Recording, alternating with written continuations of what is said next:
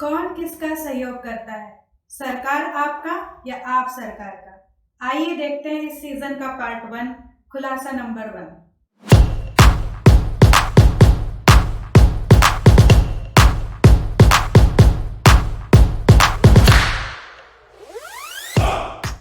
Usually हम ये देखते हैं कि आप सरकार की मदद करते हैं या सरकार आप। यूजुअली हम ये देखते हैं कि सरकार हमारे लिए, बट असल में इम्पोर्टेंट ये है जिसका हम खुलासा करने वाले हैं कि सरकार आपके लिए नहीं, आप सरकार के लिए। इतना गलत कैसे हो सकता है भाई? आप किन किन तरीकों से सरकार को सहयोग करते हैं, आइए देखते हैं। सबसे पहला, अगर आप सैलरीड एम्प्लॉय है और खास तौर से आपकी सैलरी 15 लाख या उससे ऊपर है तो आप सबसे ज्यादा सहयोग करते हैं। तो आज हम एक ऐसे आम आदमी की बात करेंगे जिसकी सैलरी 15 लाख है। तो आज के हमारे इस सिचुएशन में 15 लाख की इनकम का हम बायना करते हैं कि आप किन किन तरीकों से सरकार को सहयोग करते हैं।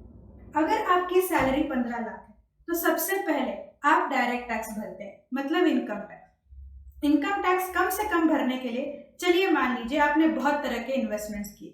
सबसे पहला है एटीसी। एटीसी में मान लीजिए आप पूरा इन्वेस्टमेंट लेकर 1.5 लाख अगर क्लेम कर रहे हैं, प्लस एटीसीसीडी मान लीजिए आपने एनपीएस में पूरा इन्वेस्ट कर लिया 50,000, वो उसके अलावा मान लीजिए मेडिकल, आप भी सीनियर सिटीजन, आपके पेरेंट्स भी सीनियर सिटीजन, पूरा आप क्लेम कर रहे हैं मान लीजिए 1 लाख। और उसके अलावा अगर आप मान लीजिए एजुकेशनल लोन या होम लोन जो आमतौर से हर एक व्यक्ति का होता है, पूरा 2 लाख, यानी कि मान लीजिए पूरा 5 लाख का अगर आप इन्वेस्टमेंट करते हैं तब जाके आपका टैक्सेबल इनकम आएगा 10 लाख। और अगर टैक्सेबल इनकम 10 लाख है तो आइए देखिए कि टैक्सेस कैसे कैलकुलेट होता है। पहले 2.5 लाख पे निल, उसके बाद के 2.5 लाख पे 5% यानी 12,500, उसके बाद के 5 लाख पे 20% यानी कि 1 लाख, यानी कुल मिला के आपने डायरेक्ट टैक्स कितना भरा? 1,12,500। मतलब 15 लाख की इनकम से अगर हम शुरुआत करते हैं, जबकि हर व्यक्ति ये सोचता है कि अब हम सेटल हो गए हैं, अब हम निवान या आराम की जिंदगी लेंगे, लेकिन हमने 5 लाख इन्वेस्ट करने के बाद 1,12,500 का टैक्स भरा। अब हमारे हाथ में कितना बचता है? आइए देखिए, 8,87,500। अब ये हमारे हाथ में जो बचा है इसको हम अपने ही फैमिली या अपने इनकम एक्सपेंसेस पे खर्च करेंगे। एक एक एक्सपेंसेस का मायना करते हैं।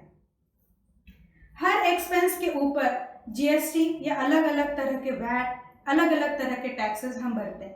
किसी पे इंपोर्ट ड्यूटी, किसी पे जीएसटी, किसी पे वैट। तो सबसे पहला जो हम सबसे रोज इस्तेमाल करते हैं, जैसे कि ग्रॉसरी। अगर हर महीने हम ग्रॉसरी पे 10,000 इन्वेस्ट कर रहे हैं या खर्च कर रहे हैं तो उस पर आमतौर पर हम 5% के हिसाब से जीएसटी भर रहे होंगे। अगर 5% से जीएसटी लेंगे तो पूरे साल भर का हम 6,000 के आसपास जीएसटी भरते हैं, और पूरा खर्च मेरा कितना होता है? तो 1,20,000। आइए आगे बढ़ते हैं। अगला खर्च जो मान लीजिए आज के ज़माने में बहुत बढ़ गया है, जो है फूड डिलीवरी। हर कोई हर महीने में मान लीजिए कम से कम 1,000 मंथली खर्च कर रहा है स्विगी या जोमेटो या इस तरह के अलग अलग फूड ऐप्स पर। तो आप मान लीजिए 5% से जीएसटी भर रहे हैं, यानी 50 रुपये। ये सबसे लोएस्ट मैंने बोला है, और इसकी वजह से साल भर का खर्चा आपका कितना होगा? तो 600। तो एक्सपेंडिचर ऑन फूड हो जाएगा 12,000 और टैक्स हो जाएगा आपका 600। नेक्स्ट, अभी बहुत सारे लोगों की गर्मियों की छुट्टी आ रही है, वेकेशंस प्लान कर रहे होंगे। साल में एक वेकेशन तो हर बार हम करते ही हैं। अगर एक ही वेकेशन की हम बात करें तो होटलिंग, फ्लाइट, बस, ट्रेन बुकिंग, अदर एक्सपेंसेस पे हम खर्चा करते हैं।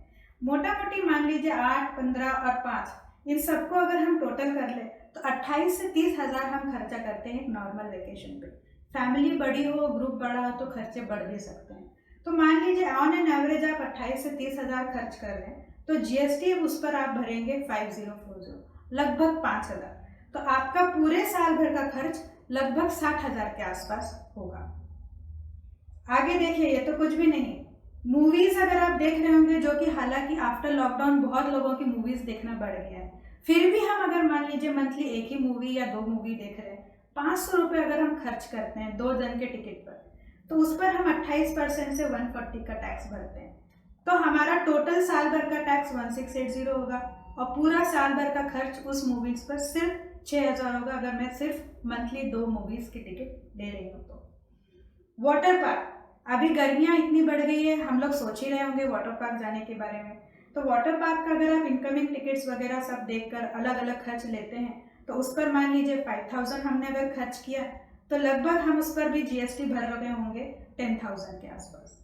अपैरल्स अगर आप देखते हैं, साल में हम बहुत बार कपड़े लेते हैं अलग अलग फंक्शंस में। इंडिया तो फेस्टिवल्स का मतलब त्योहारों का देश है, हर महीने हमारे यहाँ कोई ना कोई त्यौहार होते हैं और हम इतने इमोशनली अटैच होते हैं तो कपड़े यहाँ तो बनते ही हैं। तो अलग अलग कपड़े लेते हैं मंथली, बिजनेस पर्पस से, टूर पर्पस से या सीजन्स के या फेस्टिवल्स की वजह से।